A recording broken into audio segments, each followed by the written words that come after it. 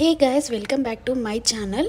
So ఈ video వచ్చేసి ఏంటంటే నేను ఈరోజు వచ్చేసి బీరకాయ కర్రీ చేస్తున్నాను. సో బీరకాయ కర్రీ చాలామందికి అంతగా ఇష్టం ఉండదు. సో ఒకసారి అయితే ఇలా ట్రై చేయండి, చాలా బాగా నచ్చుతుంది. సో ఫస్ట్ అయితే బీరకాయలు అయితే చిన్న చిన్న పీసెస్గా కట్ చేసుకొని అదొక కర్రీ చేశాను అనమాట. అందులో కొద్దిగా పెసరపప్పు కూడా యాడ్ చేశాను.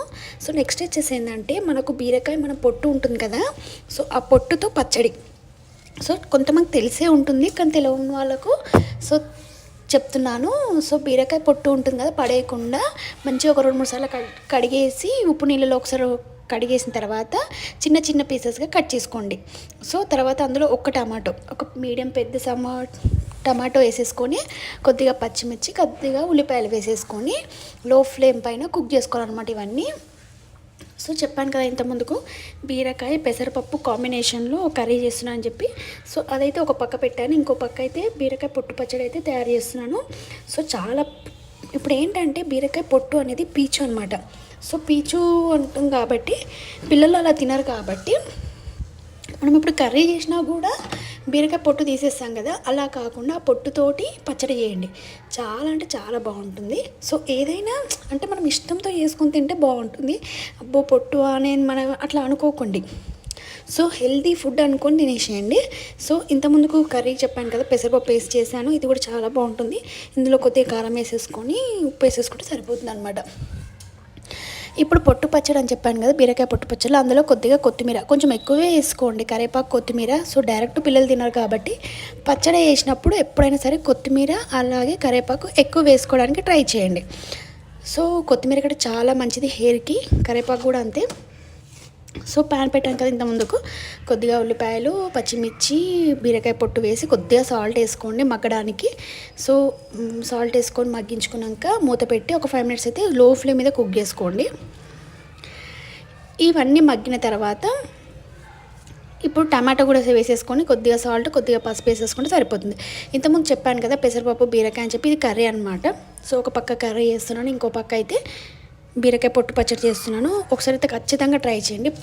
సో మాకు టమాటా పచ్చడి టేస్ట్ అయితే రాదు. సో కొంచెం పీచు అంటే కొంచెం ఏమంటారు, బీరకాయ ఫ్లేవర్ అయితే కొంచెం తెలుస్తుంది. సో ఏదైనా మనం ఇష్టంతో తినాలండి.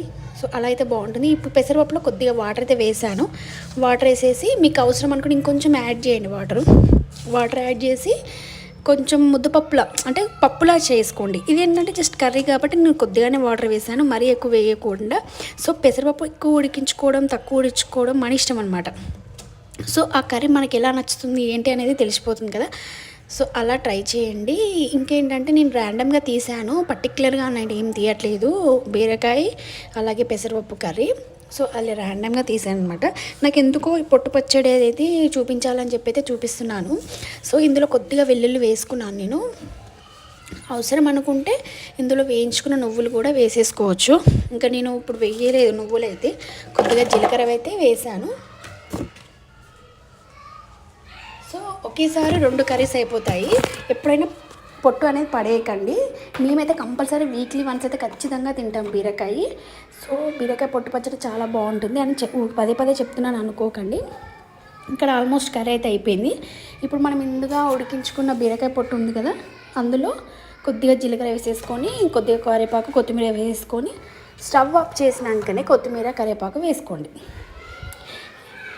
సో చూస్తున్నారు కదా, ఇలా అయిపోయిన తర్వాత కొద్దిగా పసుపు అయితే వేసుకోవాలి ఇందులో. సో చాలామందికి నచ్చదు, కానీ ఇలా ట్రై చేయండి, ఖచ్చితంగా నచ్చుతుంది.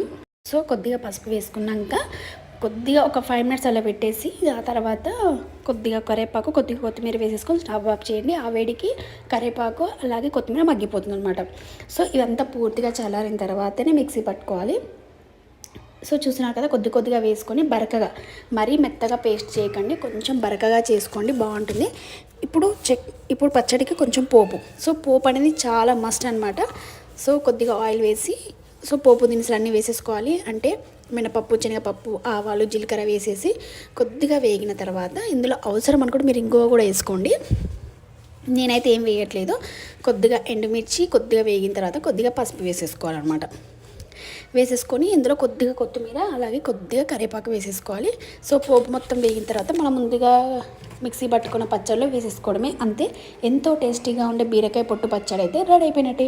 ఈ వీడియో కనుక నచ్చినట్లయితే తప్పకుండా మా ఛానల్ సబ్స్క్రైబ్ చేయండి, లైక్ చేయండి. మరిన్ని మంచి వీడియోస్ కోసం thank you for watching this video. Take care, bye.